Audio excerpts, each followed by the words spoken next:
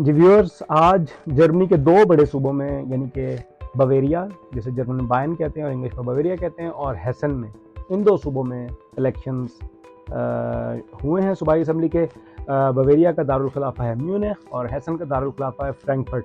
और अब जो है इलेक्शन जो है वो अख्ताम पजीर हो चुके हैं और गिनती का आगाज़ हो चुका है। वोट की गिनती का आगाज़ हो गया और रिजल्ट अब आना शुरू हो जाएंगे थोड़ी देर में।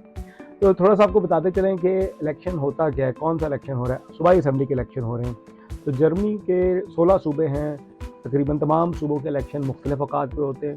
फिर नेशनल असम्बली के जो इलेक्शन होते हैं बुंडसटाग के, वो एक वक्त में होते हैं। इसी तरह जो कम्युनल वाल जिसे कहते हैं, यानी कि लोकल इलेक्शन जो शहरों के होते हैं, यूनियन काउंसिलों के होते हैं, वो अलहदा होते हैं। तो आज दो सूबों के इलेक्शन हैं। इसके बाद वोटों की गिनती होगी, एक वज़ीर आला मुंतखब होगा। वो इस तरह होगा कि डिफरेंट पार्टीज़ जो बहुत सारी पार्टीज़ हैं, कई पार्टी यकीनन कोई पार्टी जो है वो भारी अक्सरियत हासिल नहीं कर पाएगी मोस्ट प्रॉब्ली।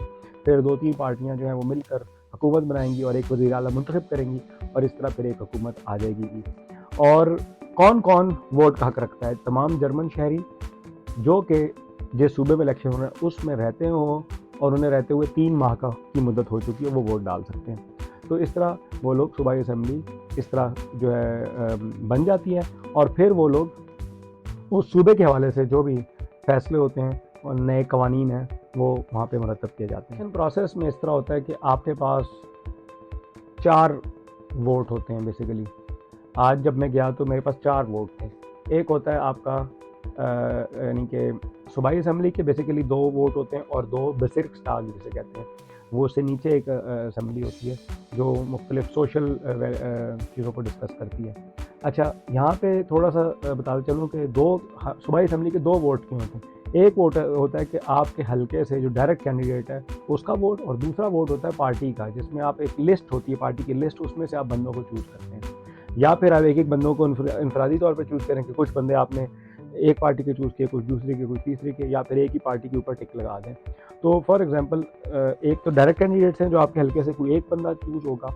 आपके जो भी हल्का बनता है सूबे के लेवल पे, बड़ा हल्का होता है शहरी इलेक्शन के हवाले से। और दूसरा लिस्ट होता है। फॉर एग्जांपल किसी लिस्ट को अगर 20%, किसी पार्टी को 20% वोट पड़े, दूसरी पार्टी को 60% पड़े, तो उनकी लिस्ट के अंदर जो ऊपर के 20% लोग हैं वो असम्बली में आ रहे हैं। तो बायन के अंदर मैं आपको बता दूँ जर्मनी में 16 सूबे हैं, लेकिन बायन एक वाहिद सूबा है जहाँ पे एक पार्टी है CSU, जो कि हुकूमत हमेशा से करती आई है, हमेशा से, और भी यूनी का वज़ीर आला था।